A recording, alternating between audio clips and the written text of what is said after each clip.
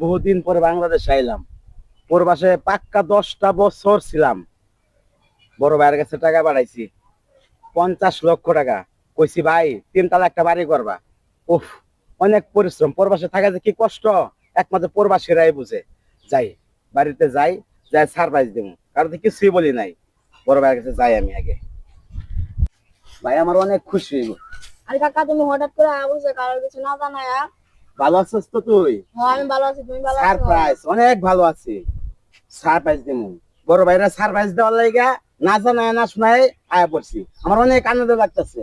আর এই বাংলাদেশ এত সুন্দর, আমি প্রবাসে ছিলাম, কি কষ্ট করে বাবা, যদি নিজের চোখে দেখতে তাহলে বুঝতি।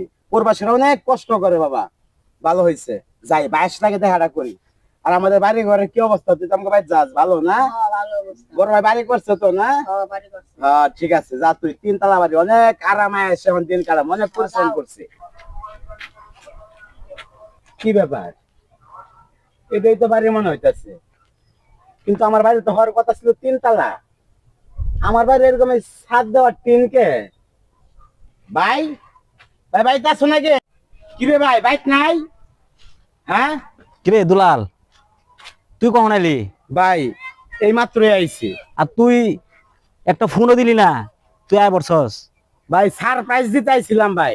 10 বছর প্রবাসে থেকে বাংলাদেশে আইছি, ভাবছি বড় ভাইরে সারপ্রাইজ দেবো, কিন্তু তোমারে সারপ্রাইজ কি দেবো? আমি তো নিজেই সারপ্রাইজ হয়ে গেছি ভাই।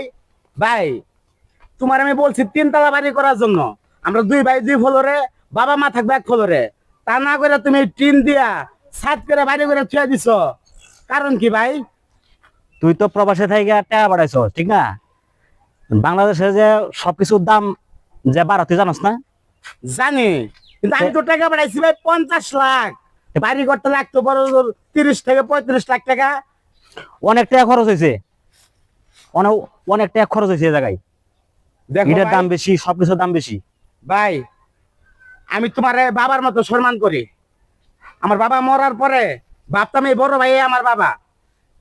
আসলে প্রবাস থেকে আমি অনেক আশা করে আইছি, অনেক পরিশ্রম কষ্ট করে আইছি বাংলাদেশে একটু সুখ আহ্লাদ করার জন্য। আর তা না দেখে আমি কি দেখতেছি সব ভাই। তুমি আমার টাকা কি করছো? আমার টাকার হিসাব দাও ভাই। তোর টাকা তো বাড়ি করছি, বাড়ি করছি, তোর বউ বাচ্চা আছে, ওইগুলা কি খাওয়ান দাওয়ান লাগে না? দেখো ভাই, হ্যাঁ, আমি বউ ওইগুলো বাচ্চার খরচ মরচ আছে না? আমি বউ বাচ্চার জন্য আলাদা টাকা পাঠাইছি। আর এক্সট্রা 50 লক্ষ টাকা পাঠাইছি আমি তোমার কাছে, সব তোমার অ্যাকাউন্টে পাঠাইছি। এখন তুমি আমার জন্য এই বাড়ি করে রাখছো। ভাই, প্রবাসে থাকা যে কত কষ্ট আর কত পরিশ্রম একমাত্র আমি জানি ভাই। আর তা তুমি, আমি এত কথা জানতেছি না ভাই, তুমি আমার প্রবাসের টাকার হিসাব দাও। টাকার হিসাব তুই বাড়িতে যা, দিতাছি। বাড়িতে যা, রুমে যা, দিতাছি। আমি তোমার কথা বিশ্বাস করি না ভাই।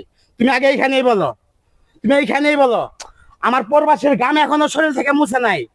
আমি কি সারা জীবন প্রবাসেই থাকবো নাকি? তুমি বলো কি করছো টাকা? টাকা বললামই তো, যে তোর বাড়ি বানাইতে ইটে এইটা এটা অনেক খরচ আছে না?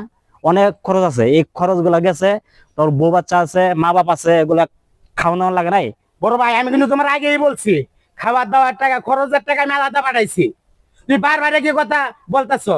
দেখো ভাই, শাক দিয়ে কোন সময় মাছ টাকা যায় না। তোমার বলতেছি আমি, তুমি আমার টাকার হিসাব ঠিকঠাক মতো দাও। সারা জীবন তো আমি প্রবাসে থাকবো, আমি কি সুখ করবো না? আচ্ছা তুই আয়, বাড়িতে আয়, বাড়িতে আয়। আমার বাড়িতে যাওয়া লাগবো না ভাই, আমার বোঝা হয়ে গেছে গা। আমার বন্ধু যে আমার ফোন দিয়ে বলছে আমার বোঝা হয়ে গেছে গা। আমি ওরে বলছি, দেখ আমার ভাই এরকম হইতে পারে না, আজকে আমার জানা হয়ে গেছে গা। তুমি যে কি, আমি সারা জীবন প্রবাসে থাকবো, থাকো তোমরা, তুমি থাকো এই জায়গায়, আমি প্রবাসেই থাকবো।